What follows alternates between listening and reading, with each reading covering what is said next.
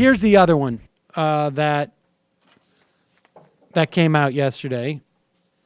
And this is also a rather big revelation. Where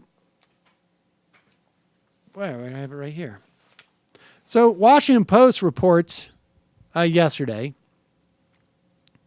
that during the Group 20 summit last month, which Donald Trump did the old you and me to Putin. Oh, God. Trump's advisors discussed how to respond to a new revelation that Trump's oldest son had met with a Russian lawyer during the 2016 campaign. The strategy, the advisors agreed, should be for Donald Trump Jr. to release a statement to get ahead of the story. They wanted to be truthful, so their account couldn't be repudiated later if the full details emerged. And back on, and this came out, I guess, around July 8th, right? This story about...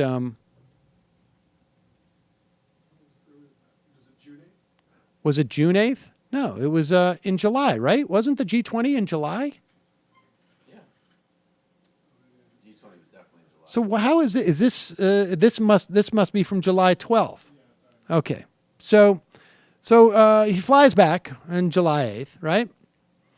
And here is, at that time, I think around a couple of days later when they get back, as the word of...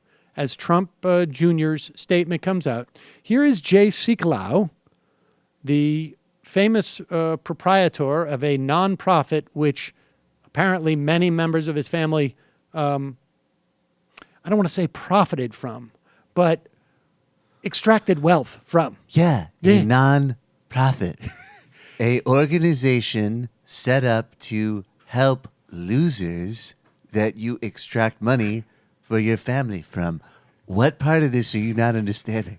All right, so here's Sekulow being asked a question from Stephanopoulos.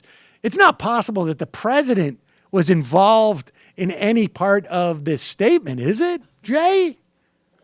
Times is reporting this morning that the president signed off on the initial statement on Saturday, on the initial statement from Don Jr. on Saturday that didn't mention the emails, didn't really go into any great detail in the meeting, in fact, was misleading about the meeting. So the president signed off on that statement. Does he feel he was misled by his son and by Jared Kushner if indeed they didn't tell him about these emails that they both received? The president didn't sign off on anything. He was coming back from the G20.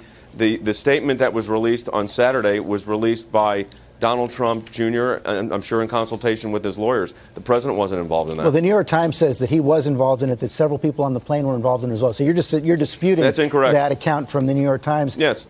Okay. Actually, you know what's brilliant about this? Sekulow does not lie here. Okay? He does not lie here.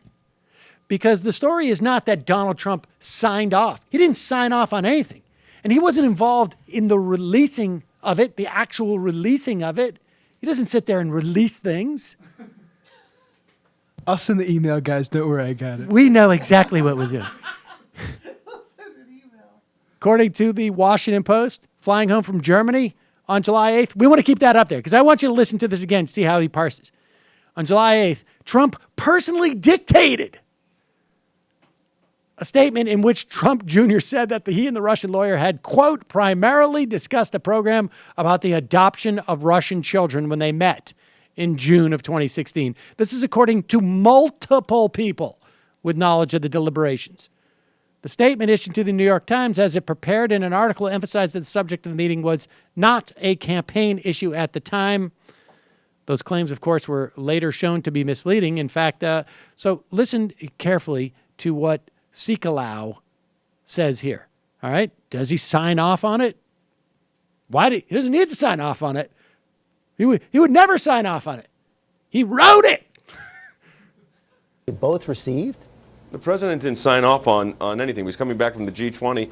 The statement that was released on Saturday was released by Donald Trump Jr., and I'm sure in consultation with his lawyers. The president wasn't involved in that. Well, the New York Times says that he was involved in it, that several people on the plane were involved in it as well. So you're disputing That's incorrect. That account from the New York Times. Yes. There you go.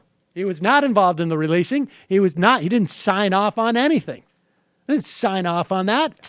Didn't have to. How could I sign that statement is what my son I said. dictated it. I didn't did. sign anything. Obviously.